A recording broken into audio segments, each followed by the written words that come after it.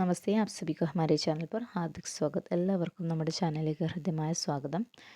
അപ്പോൾ നമ്മൾ ഇന്ന് രീതിമുക്ത കാവ്യധാരയിലെ അന്യപ്രമുഖ ലേഖക് അല്ലെങ്കിൽ അന്യ കവിമാരെയാണ് പറയുന്നത്.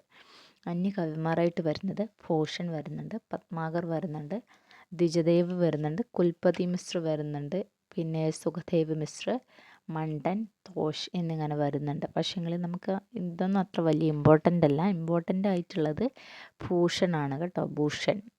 പത്മാകറും ഇമ്പോർട്ടൻ്റ് ആണ്.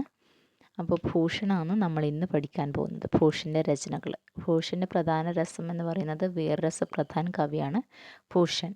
ഭൂഷൻ്റെ രചനകളാണ് ശിവരാജ് ഭൂഷൺ, ശിവഭാവനി, ശിവശൗരി, ഛത്രസാൽ ദശക്, ഭൂഷൺ ഉല്ലാസ്, ഭൂഷൺ ഹസാര.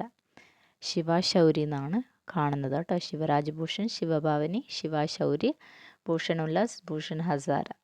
അപ്പോൾ അങ്ങനെയാണ് കാണുന്നത്. വീരരസപ്രധാൻ കവിയാണ് കേട്ടോ. രീതികാലിലെ അല്ലെങ്കിൽ രീതിമുക്ത കാവ്യധാരയിലെ എന്താണ് രീതികാലിലെ പിന്നെ വീരരസപ്രധാൻ കവിയാണ് ഭൂഷൺ. അങ്ങനെ പഠിച്ചോളൂ കേട്ടോ. അതാണ് ഭൂഷണെ കുറിച്ച് നമുക്ക് പറയാനുള്ളത്. പിന്നെ പറയുന്നത് रीतिकाल के प्रधान मनोवृत्ति को ध्यान में रखते हुए कवि बिहारी को रीतिकाल के പ്രതിനിധി കവി कह सकते हैं. അപ്പോൾ രീതികാലത്തെ പ്രധാന മനോവൃത്തികളെ ആ ഒരു സന്ദർഭത്തിൽ വരുമ്പോൾ ആരാണ് രീതികാലത്തിലെ പ്രതിനിധി കവിയായിട്ട് വരുന്നത്? ബിഹാരിയാണ്.